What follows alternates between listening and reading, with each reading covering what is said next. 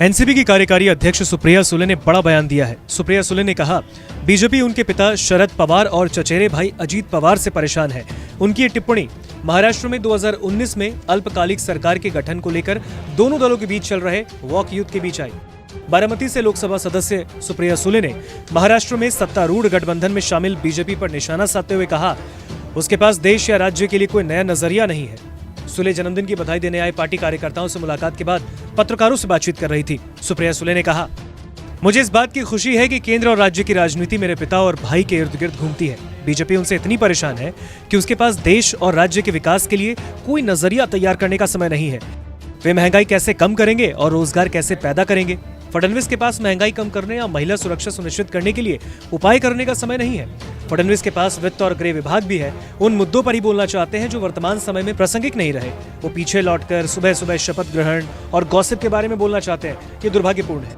उप मुख्यमंत्री देवेंद्र फडणवीस ने हाल ही में दावा किया था कि पवार 2019 में बीजेपी के साथ सरकार बनाने के लिए सहमत हुए थे, लेकिन फिर वो पीछे हट गए।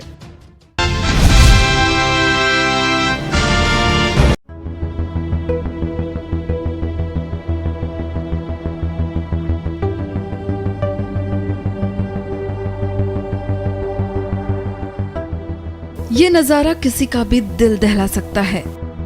जी हाँ, इसी बस में एक नहीं, दो नहीं, बल्कि 25 लोग जिंदा जल गए। उनकी तड़प और मौत का वो खतरनाक मंजर शायद ही कोई भूल पाएगा। बस में इस कदर आग लगी कि हर चीज जलकर खाक हो गई। ये हादसा महाराष्ट्र के बुलडाणा में हुआ है। समृद्धि एक्सप्रेसवे पर देर रात एक चलती बस में आग लग गई। ये आग डीजल टैंक के ब्रिज से टकराने पर फटने से लगी है। कौन सी बस थी, कैसे हुआ हादसा, सुनिए।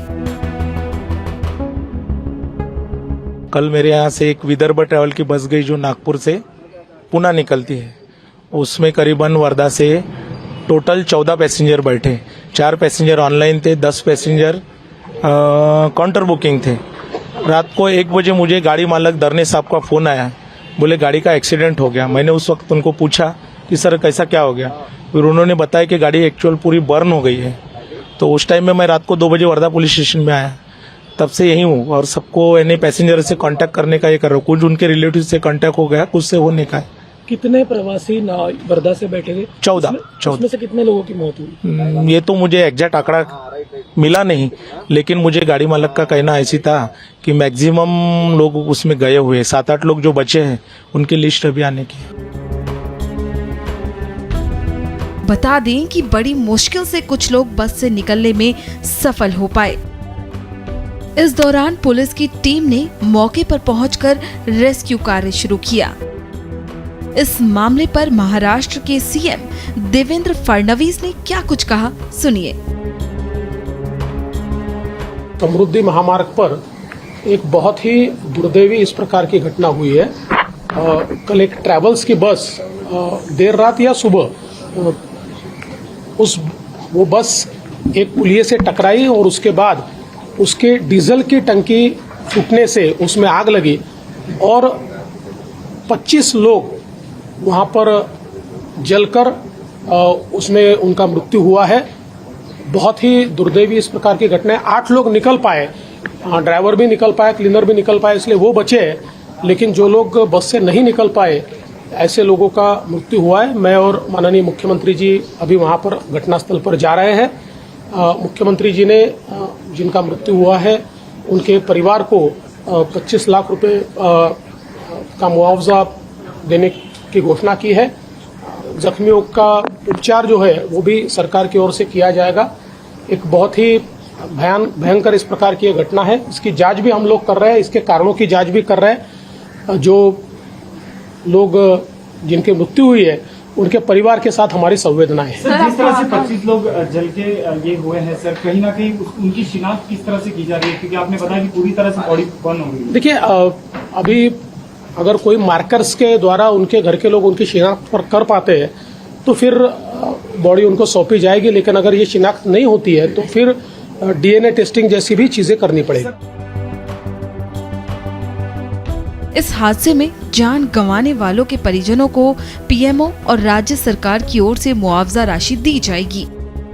वहीं घायलों को पीएम की ओर से मुआवजा राशि मिलेगी, जबकि राज्य सरकार उनके इलाज का खर्च उठाएगी।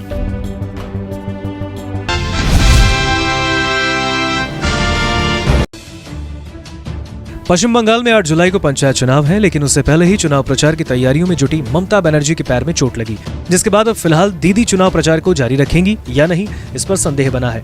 बता दें 27 जून को खराब मौसम के बाद सिलीगुड़ी के पास सेवो के एयरबेस पर दीदी के हेलीकॉप्टर की इमरजेंसी लैंडिंग हुई। इस दौरान उन्हें पैर में चोट लगी। ऐसे में बताया जा रहा है कि अगर चोट ठीक नहीं होती है तो उन्हें चुनाव प्रसार के लिए व्हील चेयर की मदद लेनी पड़ सकती है। ठीक वैसे ही जैसे उन्होंने 2021 में विधानसभा चुनाव के दौरान नंदीग्राम में प्रचार करते समय अपने बाएं पैर में चोट लगने के बाद प्रचार किया था। विपक्ष ने नंदीग्राम की घटना को हल्के में लिया। हालांकि इस बार भी स्थिति भी कुछ अलग नहीं है। बीजेपी के प्रदेश अध्यक्ष सुकांत मजूमदार ने ममता की चोट के समय पर सवाल उठाया और दावा किया, चोट हमेशा बाएं पैर पर ही क्यों लगती है? ममता बनर्जी प्रचार के लिए व्हील चेयर पर जाएंगी और ग्रामीण मतदाताओं की सहानुभूति आकर्षित करने की कोशिश कर सकती हैं। गौरतलब है कि व्हील चेयर पर सवार ममता बनर्जी को विधानसभा में जनता की सहानुभूति मिली, जिसकी बदौलत सत्तारूढ़ तृणमूल कांग्रेस ने फिर से शानदार वापसी की। वर्तमान में चुनावी मौसम में टीएमसी के लिए सब कुछ इतना आसान नहीं है। उनके नेता के खिलाफ भ्रष्टाचार के आरोप लगे हैं। कुछ को केंद्रीय एजेंसियों ने गिरफ्तार किया है। इसके अलावा विपक्ष बंगाल में कल्याणकारी परियोजनाओं के वितरण में भाई भतीजावाद और भ्रष्टाचार का आरोप लगाता रहा। जाहिर है, पैर की चोट पर सहानुभूति बटोरने के किसी भी कथित प्रयास का मतलब विपक्ष को और अधिक तेज हथियार देना होगा। सेवो के एयरबेस पर ममता बनर्जी के हेलीकॉप्टर की आपातकालीन लैंडिंग के बाद की तस्वीरें सामने आई हैं। तस्वीरों में ममता को सैन्य अधिकारियों के साथ एयरबेस के अंदर जाते और हेलीकॉप्टर तैयार होने के बाद वापस लौटते हुए दिखाया गया था।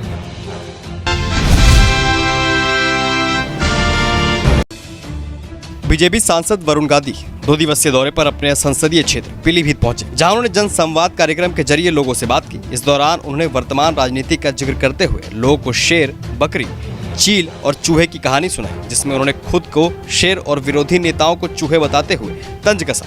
उन्होंने कहा है कि वो राजनीति में देश की सेवा के लिए आए हैं, जबकि आजकल राजनीति में ऐसे लोग आ रहे हैं कि जो स्वार्थ के लिए राजनीति करते हैं। वरुण गांधी ने शेर और बकरी की दोस्ती और उपकार की कहानी सुनाते हुए कहा है कि एक बार जंगल में शेर और शेरनी शिकार के लिए चले गए। उनके पीछे शेर के बच्चे भूखे प्यासे थे।